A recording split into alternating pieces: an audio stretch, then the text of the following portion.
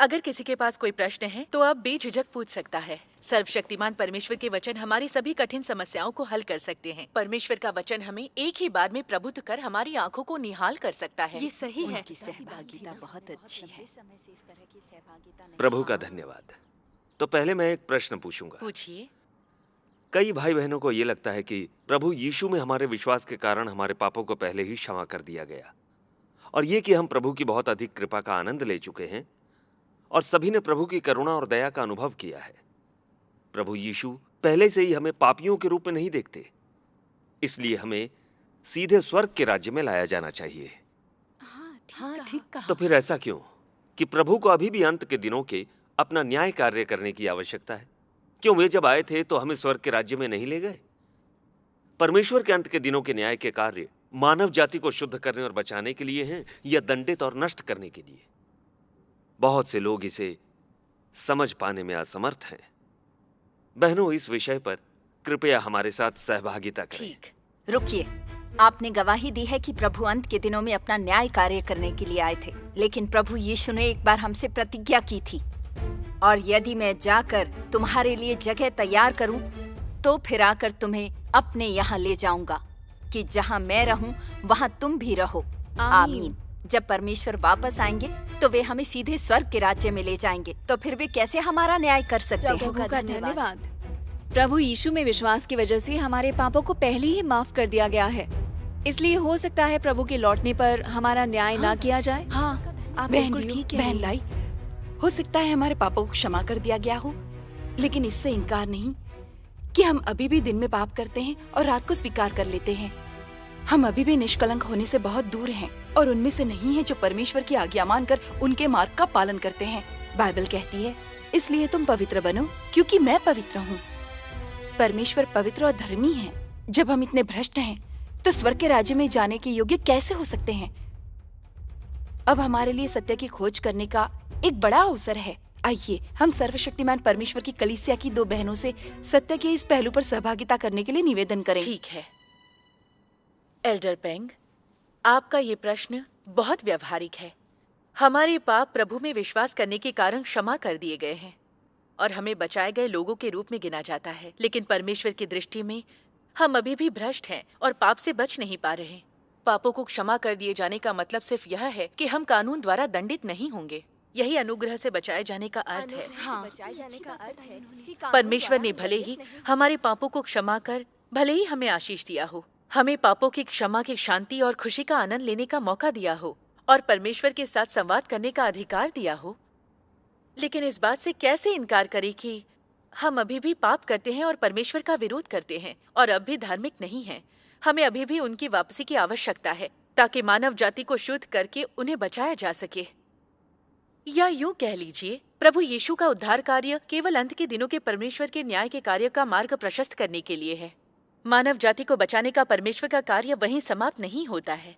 हमें इस बात को जानना चाहिए। हाँ, जैसा कि आप सभी ने पूछा है कि प्रभु में विश्वास के कारण हमारे पापों को क्षमा कर दिए जाने के बावजूद हमारा खुद पर काबू नहीं है, हम फिर भी पाप क्यों करते हैं? हम पापमय जीवन से खुद को मुक्त क्यों नहीं कर ये पाते? एक ऐसा सवाल है जिससे हम लंबे समय से परेशान ऐसा हैं। इसलिए है क्योंकि शैतान द्वारा हमारा भ्रष्टाचार बहुत गहरा हो गया है, इस हद तक कि हम सभी में शैतानी प्रवृत्ति है। यही कारण है अक्सर पाप करने पर हमारा कोई नियंत्रण नहीं रह पाता। अगर इस शैतानी प्रवृत्ति का हल नहीं निकाला गया तो हम पापों की माफी के बावजूद पाप और परमेश्वर का विरोध करते रह सकते हैं। इस तरह हम कभी भी परमेश्वर के साथ अनुकूलता प्राप्त करने में सक्षम नहीं होंगे। इसीलिए प्रभु यीशु ने कहा था कि उन्हें वापस आना होगा ताकि मानव जाति को शुद्ध करके अंत के दिनों के अपने न्याय कार्य को पूरा कर सके। जैसा कि सर्वशक्तिमान परमेश्वर कहते हैं, मनुष्य को छुटकारा दिए जाने से पहले शैतान के बहुत से जहर उसमें पहले से ही गाड़ दिए गए थे। हजारों वर्षों की शैतान की भ्रष्टता के बाद मनुष्य के भीतर पहले ही ऐसा स्वभाव है जो परमेश्वर का विरोध करता है। इसलिए जब मनुष्य को छुटकारा दिया गया है तो ये छुटकारे से बढ़कर और कुछ नहीं है। जहां मनुष्य को एक ऊंची कीमत पर खरीदा गया है, परंतु भीतर का विषैला स्वभाव नहीं हटाया गया है। मनुष्य जो इतना अशुद्ध है, उसे परमेश्वर की सेवा करने के योग्य होने से पहले एक परिवर्तन से होकर अवश्य गुजरना चाहिए। न्याय और ताड़ना के इस कार्य के माध्यम से मनुष्य अपने भीतर के गंदे और भ्रष्ट सार को पूरी तरह से जान जाएगा और वह पूरी तरह से बदलने और स्वच्छ होने में समर्थ हो जाएगा। केवल इसी तरीके से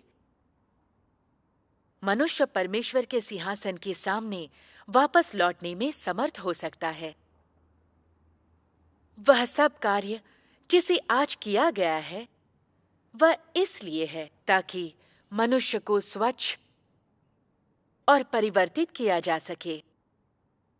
वचन द्वारा न्याय और ताड़ना से और साथ ही शुद्धिकरण के माध्यम से मनुष्य अपनी भ्रष्टता को दूर फेंक सकता है और उसे शुद्ध किया जा सकता है। इस चरण के कार्य को उद्धार का कार्य मानने के बजाय ये कहना कहीं अधिक उचित होगा कि यह शुद्ध करने का कार्य है। सच में यह चरण विजय का और साथ ही उद्धार का दूसरा चरण है। मनुष्य को वचन के द्वारा न्याय और ताड़ना के माध्यम से परमेश्वर के द्वारा प्राप्त किया जाता है। शुद्ध करने, न्याय करने और खुलासा करने के लिए वचन के उपयोग के माध्यम से मनुष्य के हृदय के भीतर की सभी अशुद्धताओं, अवधारणाओं, प्रयोजनों और व्यक्तिगत आशाओं को पूरी तरह से प्रकट किया जाता है। मैं वचन का एक और अंश पढ़ती हूँ। सर्वशक्तिमान परमेश्वर कहते हैं, पाप बलि के माध्यम से मनुष्य के पापों को क्षमा किया जा सकता है, परंतु मनुष्य इस मसले को हल करने में असमर्थ रहा है कि वो कैसे आगे और पाप नहीं कर सकता है और कैसे उसके पापी स्वभाव को पूरी तरह से दूर किया जा सकता है और उसे रूपांतरित किया जा सकता है।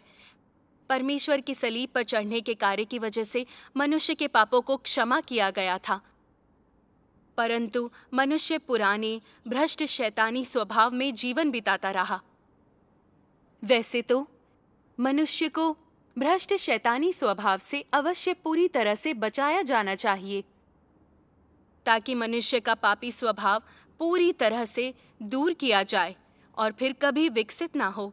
इस प्रकार मनुष्य के स्वभाव को बदले जाने की अनुमति दी जाए। इसके लिए मनुष्य से अपेक्षा की जाती है कि वो जीवन में उन्नति के पथ को, जीवन के मार्ग को और अपने स्वभाव को परिवर्तित करने के मार्ग को समझे।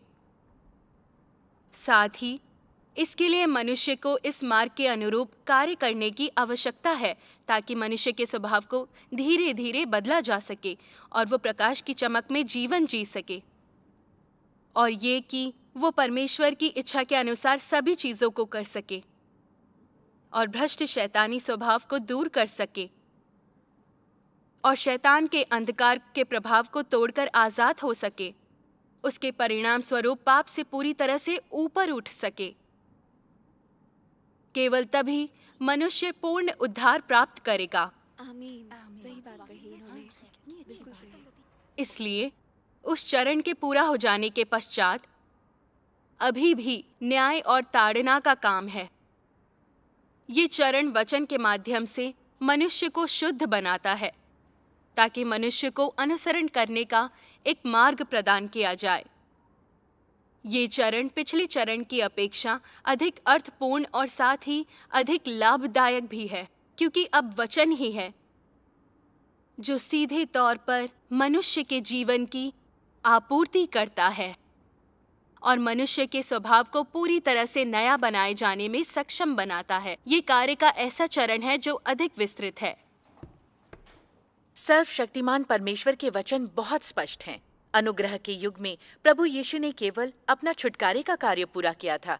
प्रभु में विश्वास करने के लिए मानव जाति के पापों को क्षमा कर दिया गया, लेकिन उनकी पापी प्रवृत्ति का समाधान नहीं हो सका। मनुष्य की पापी प्रवृत्ति शैतानी प्रवृत्ति है। ये पहले से ही मनुष्य के अंदर गहराई से जड़ें जमाकर मनुष्य के जीवन में समा चुकी है। यही कारण है कि मनुष्य अभी भी पाप और परमेश्वर का विरोध करता है। मनुष्य का शैतानी स्वभाव से पूर्ण होना परमेश्वर के प्रति उसके प्रतिरोध का मूल कारण है।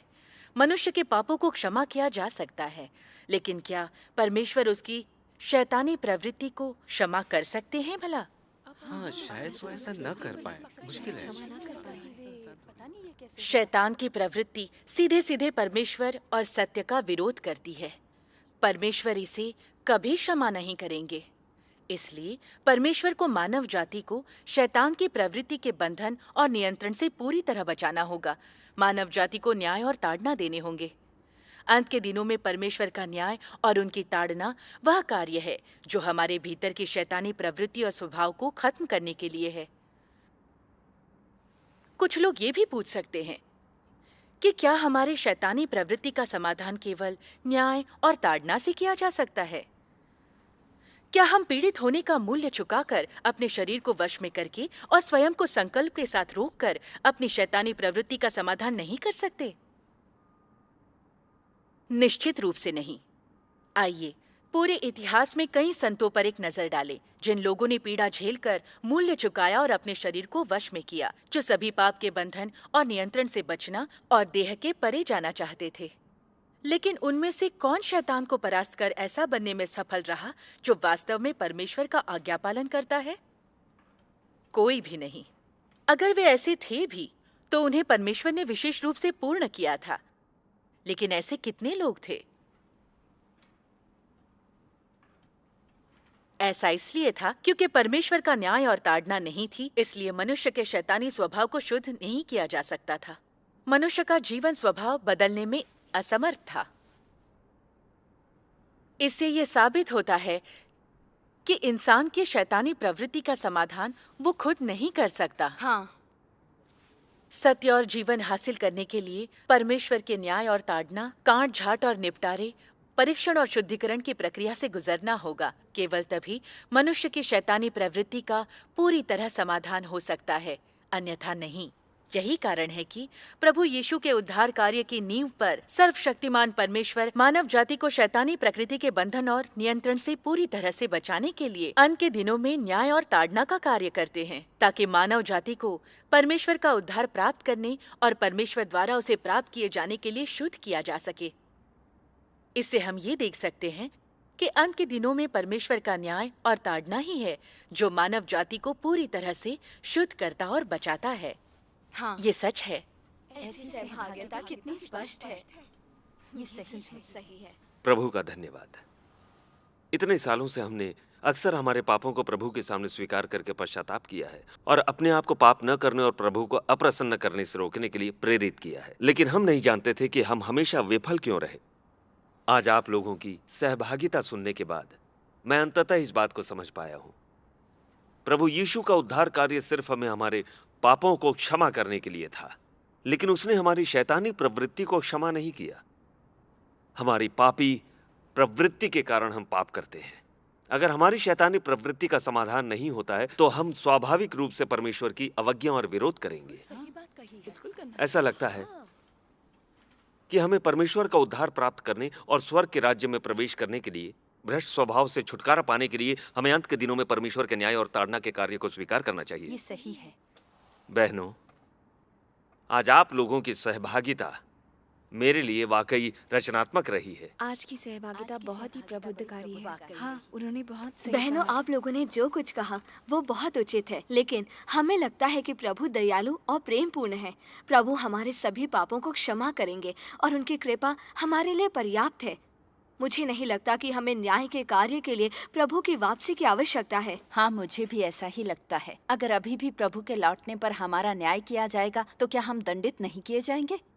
क्या उनका अनुग्रह तब भी अनुग्रह ही रहेगा? प्रभु एक दयालु और प्यारे प्रभु हैं। उनकी वापसी हमारा न्याय करने के लिए नहीं होगी। बहन, हमारे पापों को प्रभु द्वारा माफ किया गया है और हमने उनकी कृपा का बहुत आनंद लिया है, लेकिन इसका ये मतलब नहीं कि हम पाप मुक्त हैं। क्या इससे साबित होता है कि हम स्वर्ग के राज्य में प्रवेश करने के योग्य हैं? प्रभु पवित्र हैं। वे उनको स्वर्ग के राज्य में कैसे प्रवेश करने दे सकते हैं जो अक्सर पाप करते हैं और उनका विरोध करते हैं? प्रभु के लौटने और उनके द्वारा न्याय और शुद्धि का कार्य किए जाने पर आप लोग उसे स्वीकार क्यों नहीं करेंगे?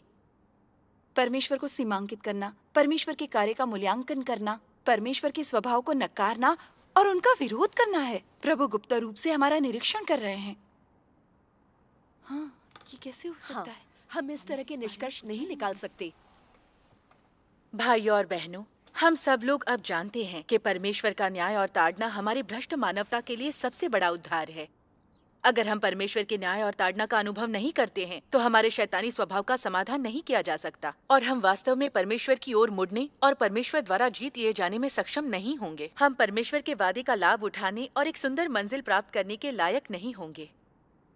ये एक तथ्य है जिससे कोई भी इनकार नहीं कर सकता। ये सही है, तो बिल्कुल सही कह रही हैं। कई लोग नहीं समझ पा रहे हैं कि परमेश्वर द्वारा मनुष्य का न्याय करने और ताड़ना देने का मतलब क्या है।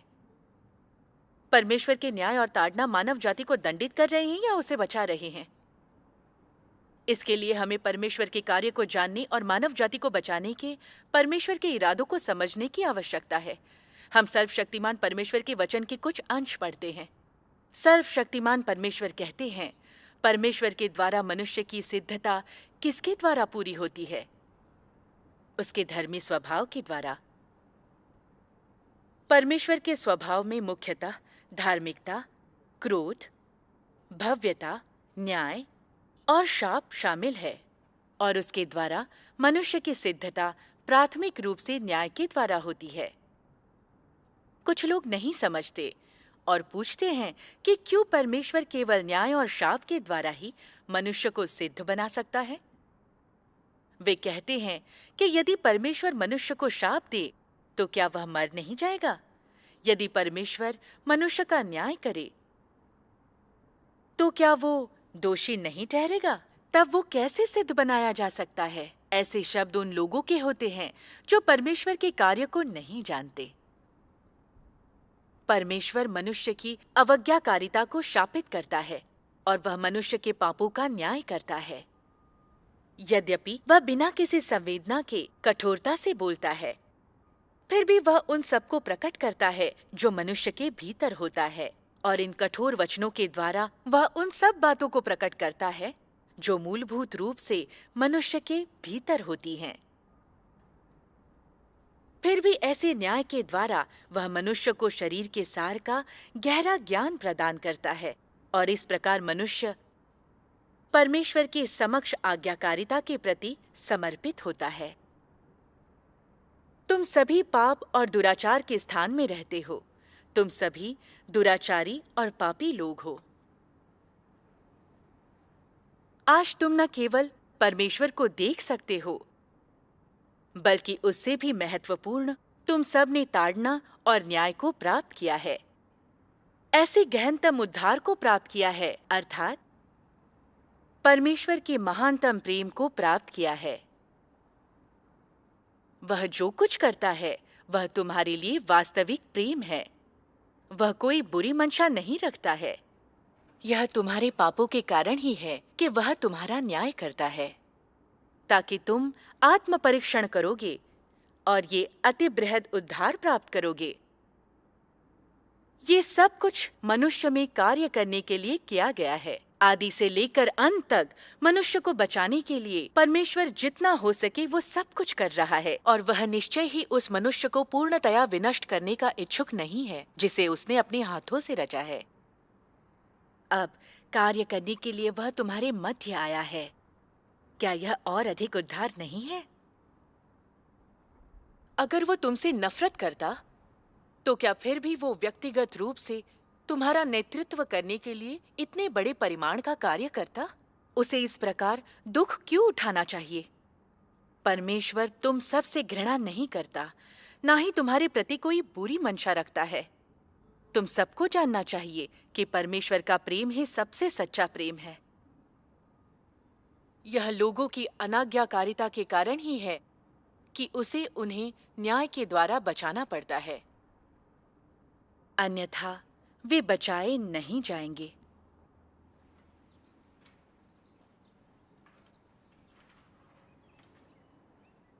सर्वशक्तिमान परमेश्वर कहते हैं, युग का समापन करने के अपने अंतिम कार्य में परमेश्वर का ताड़ना और न्याय का एक स्वभाव है जो वो सब कुछ प्रकट करता है जो अधर्मी है, ताकि वो सार्वजनिक रूप से सभी लोगों का न्याय करे और उन लोगों को पूर्ण करे जो वास्तव में उससे प्यार करते हैं। केवल इस तरह का एक स्वभाव ही युग का समापन कर सकता है।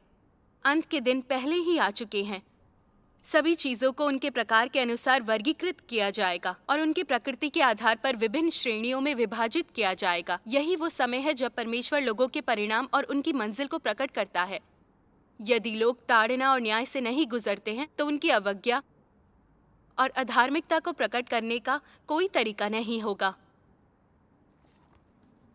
केवल ताड़ना और न्याय के माध्यम से ही सभी चीजों का अंत प्रकट हो सकता है।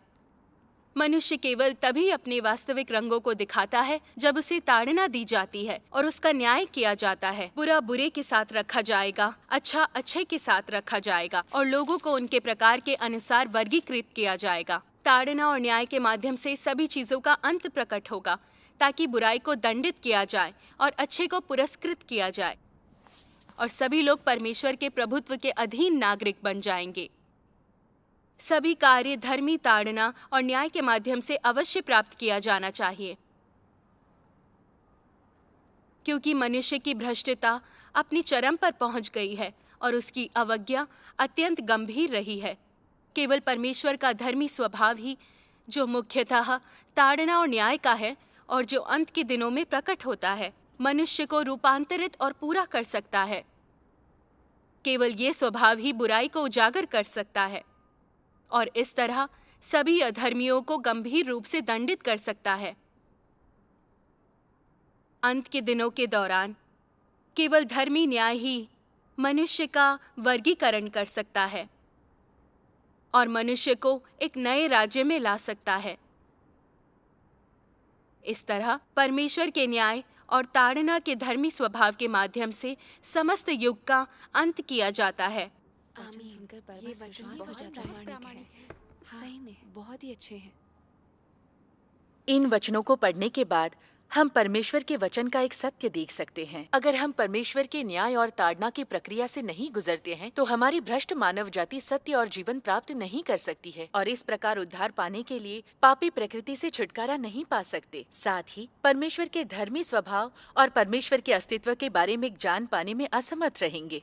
हजारों सालों से मानव जाति शैतान द्वारा भ्रष्ट की गई है और सभी में शैतानी प्रकृति है।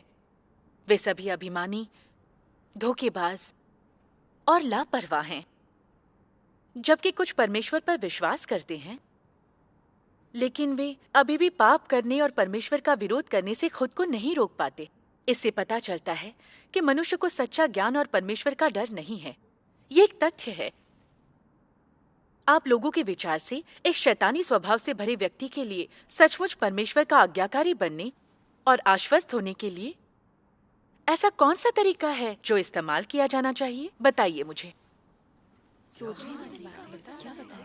क्या बोले? हो भी सकता है। इसमें क्या बोला जाए? उससे परमेश्वर के न्याय और ताड़ना का अनुभव करना चाहिए, जिससे वह परमेश्वर के धर्मी, तेजस्वी और क्रोधी स्वभाव को और मानव जाति का न्याय करने और उसे शुद्ध करने के लिए परमेश्वर द्वारा व्यक्त सभी सत्यों को देख सके। उसके बाद ही उसे जीता जा सकता है। वह परमेश्वर के सामने पूरी तरह से गिरकर वास्तव में पश्चाताप करता है, सत्य को समझने लगता है और उसका अभ्यास करता है। धीरे धीरे उसके स्वभाव में बदलाव आता है, तब जाकर उसे परमेश्वर की सहभागिता मिलती है। तो फिर क्यों नहीं अनुग्रह के युग से प्रभु के विश्वासी वास्तव में आत्म साक्षात्कार पाते हैं? वे परमेश्वर से क्यों नहीं डरते थे और अक्सर पाप में रहते हुए परमेश्वर की अवज्ञा और परमेश्वर का विरोध करते थे? क्योंकि परमेश्वर ने अंत के दिनों का अपना न्याय कार्य पूरा नहीं किया था। परमेश्वर के न्याय और ताड़ना के अनुभव के बिना मनुष्य अपनी शैतानी प्रकृति को नहीं जान सकता। उसका अभिमानी स्वभाव कभी भी बदलने में सक्षम नहीं होगा और उसके लिए परमेश्वर की सच्ची आज्ञाकारिता और उनका भय प्राप्त करना संभव नहीं होगा। कुछ कह सकते हैं कि प्रभु की आज्ञा ही नहीं मानी तो कैसे क्रूस धारण कर उनका अनुसरण कर सकते हैं? अनुग्रह के युग में हमने प्रभु के लिए कार्य करने और उनके लिए मूल्य चुकाने के लिए सब कुछ दे दिया था, लेकिन इसका लक्ष्य सभी थे ताकि हम मुकुट प्राप्त कर पुरस्कृत होकर स्वर्ग के राज्य में प्रवेश कर सकें। क्या हमने सच में प्रभु से प्रेम किया और उनकी आज्ञा मानी? क्या हम वे थे जिनके जीवन और स्वभाव वास्तव में बदल गए? क्या हमने सचमुच प्रभु की सहभागिता प्राप्त की? तब क्यों प्रभु के लिए खर्च करते हुए हम अभी भी उनके साथ सौदेबाजी भी कर सकते हैं और उनका लाभ उठाकर उन्हें धोखा दे सकते हैं? परमेश्वर मनुष्य के दिल की गहराई में देखते हैं। मनुष्य बाहर की ओर देखता है, परमेश्वर अंदर की ओर देखते हैं। चाहे हम बाहर से कितने भी अच्छे क्यों ना हो, इसका मतलब ये नहीं कि हम परमेश्वर के दिल के करीब हैं। इसलिए अंत के दिनों में परमेश्वर के धाम से शुरू होने वाला परमेश्वर का न्याय कार्य मनुष्य को पूर्ण रूप से शुद्ध करने और बचाने के लिए मनुष्य की शैतानी प्रकृति पर लक्षित तो ऐसा कार्य है। प्रतीत होता है कि हमें वास्तव में परमेश्वर के न्याय और शुद्धि की आवश्यकता केवल परमेश्वर के अंत के दिनों के न्याय और ताड़ना का अनुभव करने के बाद ही हम साफ तरीके से शैतान द्वारा हमें भ्रष्ट किए जाने की प्रकृति और सार को और हमारी वास्तविक स्थिति को देख सकते हैं, और यह कि हमारे जीवन मानवता रहित और दुष्ट शैतान की छवि मात्र हैं। हम सब शर्मिंदा हैं, परमेश्वर के सामने गिर जाते हैं, पश्चाताप करते हैं और बेहद ग्लानि महसूस करते हैं, और कभी खुद को दूसरों से काफी ताकतवर और बेहतर नहीं समझते। खुद से घृणा करने लगते हैं, कोसते हैं और भ्रष्ट स्वभाव में रहना चाहते हैं। हम अचेतन रूप से विनम्र होकर और अधिक उग्र नहीं रह पाते। साथ ही हम ये भी देखते हैं कि परमेश्वर का स्वभाव बहुत धर्मी है, बहुत पवित्र है, जिसे अपमानित नहीं किया जा सकता, और इससे परमेश्वर के प्रति हमारे दिल में श्रद्धा पैदा होती है। हम में अपनी मनमर्जी से जो चाहे करने और कहने की हिम्मत नहीं रह जाती। हम देह को त्यागना, सत्य का अभ्यास करना और चीजों को देखने का तरीका बदलना शुरू कर देते हैं। हमारा जीवन स्वभाव बदलना शुरू हो जाता है। हम परमेश्वर के आयोजनों और व्यवस्थाओं का पालन करने के लिए तैयार हो जाते हैं। अपने भविष्य नियति और आशीष पाने की हमारी इच्छाओं के द्वारा नियंत्रित नहीं रहते और एक सच्चे मनुष्य की तरह जीते हैं। कितनी अच्छी बात बताई उन्होंने। प्रभु का धन्यवाद। परमेश्वर के न्याय और ताड़ना का अनुभव करने के बाद हम सभी गहराई से सराहना करते हैं कि सर्वशक्तिमान परमेश्वर द्वारा लोगों का न्याय और ताड़ना देने वाले वचनों का व्यक्त किया जाना उन्हें सजा देने या नष्ट करने के लिए नहीं है, बल्कि उन्हें पूरी तरह शुद्ध और पूर्ण करने के लिए है। ये हमारे प्रति परमेश्वर की अपार कृपा और उद्धार है, और हमारे लिए परमेश्वर का सबसे सच्चा और वास्तविक प्रेम है। आमीन। ये सही है। प्रभु का धन्यवाद।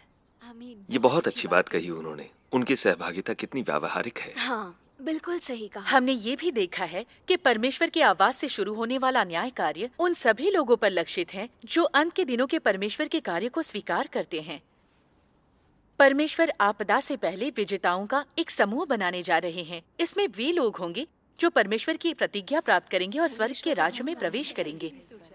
लेकिन वे दुष्ट लोग जो परमेश्वर का विरोध करते हैं, परमेश्वर उन पर अपनी न्याय और ताड़ना के कार्य नहीं करेंगे, और महान आपदाओं के आने पर उनके नष्ट होने की प्रतीक्षा करेंगे। इस तरह हम देख सकते हैं कि परमेश्वर का न्याय और ताड़ना उनके चुने हुए लोगों को शुद्ध करने, बचाने और पूर्ण करने के लिए है। आमीन। केवल सत्य से घृणा और परमेश्वर का विरोध करने वाले मसीह विरोधी दुष्ट लोगों को दंडित किया जाएगा और उन्हें नष्ट कर दिया जाएगा, और यही पूर्ण तरह से सत्य है। ये सही है। इस सहभागिता ने मेरे दिल को प्रबुद्ध कर दिया है। परमेश्वर के अंत के दिनों के न्याय के विषय में मेरे विचार कल्पनाओं से भरे हुए होते थे। मैंने सोचा था कि परमेश्वर द्वारा मानव जाति का न्याय उनकी निंदा करना और उन्हें ताड़ना देना था। प्रभु का धन्यवाद। अब मुझे पता है कि भ्रष्ट मानव जाति का परमेश्वर द्वारा न्याय और ताड़ना का अर्थ उन्हें शुद्ध करना, बचाना और उन्हें एक खूबसूरत मंजिल तक ले जाना है। मानवता के उद्धार के लिए परमेश्वर का न्याय और ताड़ना अत्यधिक महत्वपूर्ण है। यह परमेश्वर का हमारे प्रति सबसे सच्चा और असली प्रेम है। परमेश्वर का गुणगान हो। हाँ, अंत के दिनों में मानव जाति का भ्रष्टाचार बहुत गहरा होता जा रहा है। वे सब दुष्ट और व्यभिचारी, सत्य से घबराने वाले, सत्य से घृणा करने वाले और सभी सकारात्मक चीजों को अनदेखा करने वाले हैं। उनमें धार्मिकता नहीं, वो बुराई की पूजा करते हैं, सत्य को उलट पुलट करते हैं, सच्चे मार्ग पर नहीं चलते। और हम भी जो सांसारिक रुझानों पर चलते हैं, प्रभु के वचन को कायम रखने में नाकाम रहते हैं और परमेश्वर का विरोध करते हुए पाप करते हैं। अगर परमेश्वर हमें बचाने न आए तो हम सब परमेश्वर का विरोध करने के कारण नष्ट हो जाएंगे। मानव जाति को शुद्ध करने और बचाने के लिए परमेश्वर का अंत के दिनों में न्याय और ताड़ना का उपयोग करने का तरीका बहुत ही आवश्यक है। ये उस कहावत की तरह है कि कड़वी दवाई रोग को ठीक करती है। यही परमेश्वर का प्रेम है। हाँ, हमारी भ्रष्टता इतनी गहरी है, ऐसे में अनुग्रह से स्वर्ग के राज्य में प्रवेश करने की इच्छा कपोल कल्पना में लिप्त होने जैसी है। प्रभु का धन्यवाद। सर्वशक्तिमान परमेश्वर उनको बचाते और पूर्ण करते हैं जो उसकी न्याय और ताड़ना पर विश्वास करते हैं, और बुरा करने वालों और परमेश्वर का विरोध करने वालों को उजागर करते हैं। अच्छाई को इनाम और दुष्टता को दंड देकर युग का अंत करते हैं। यही सत्य है। सर्वशक्तिमान परमेश्वर वास्तव में प्रभु यीशु का पुनरागमन है, जिनकी प्रतीक्षा थी हम उन्हें अंततः देख पाएंगे। प्रभु का धन्यवाद।